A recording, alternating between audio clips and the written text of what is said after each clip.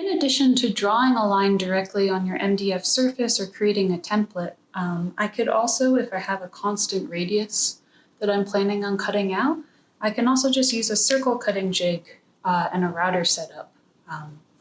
And that way I can place a screw anywhere on this circle cutting jig, depending on the diameter of the circle that I want, and cut out either arcs or complete circles. And there's even ways for me to cut out ovals by calculating the two different radii that will go into the oval. The most important thing when you are cutting anything out that's a constant radius is for it to have a tangent transition between curves or between flat lines.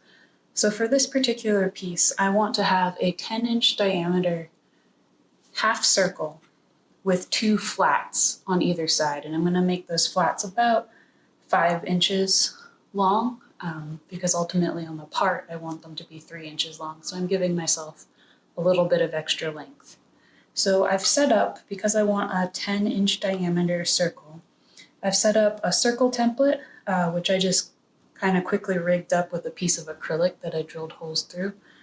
I have my trim router. Overall, I think a plunge router would be more useful for this application. I just don't happen to have a plunge router right now, so I'm making do.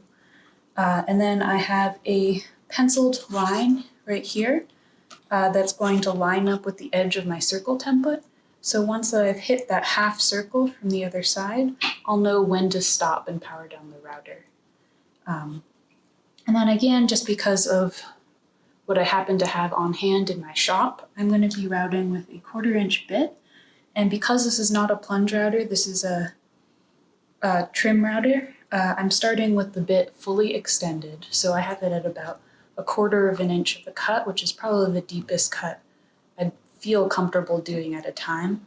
And I have it perfectly tangent on the edge of this MDF, so it's still able to free spin. So I know when I power on the router, it's not going to damage the bit or damage the edge of the MDF.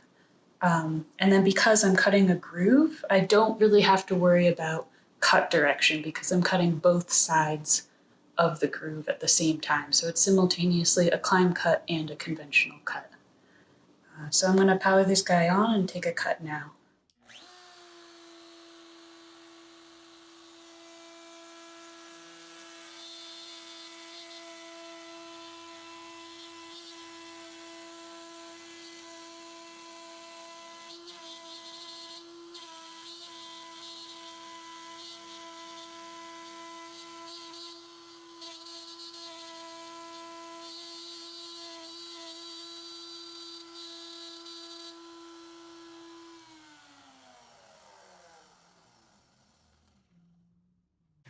Okay, so you could see that it was a little bit awkward for me to use such a long circle template for such a relatively small circle, but I managed to have a pretty consistent speed as I spun it around, and I was listening to the router the whole time to make sure it wasn't getting overloaded with chips. And then I waited until I was parallel with this bottom line here to make sure that I'll be tangent to my second straight line that I cut on this mold piece. Okay, so as you can see, I've cleared out the channel that I just cut. It's a little bit deeper than 3/16 of an inch. And now, rather than risking running the router over multiple times, because I don't want to accidentally make a mistake and then have to flush the entire surface, I'm just going to leave this single channel and I'm going to rough cut it out on the bandsaw or table saw. And then I'm going to take it over to my router table and flush trim the rest of the curve. Okay, so I have cut closely to my routered edge on my bandsaw. And then I also cut the second side of my radius tangent to that flat edge that I'm going to have. So that way I have 5 inches of flat leading into 10 inches of diameter, half diameter circle. And now I've set up my router table so that the bearing of this bit is just riding on the routered edge of the MDF, and the cutter is just above the rough side of the MDF. So I'm going to cut that out now.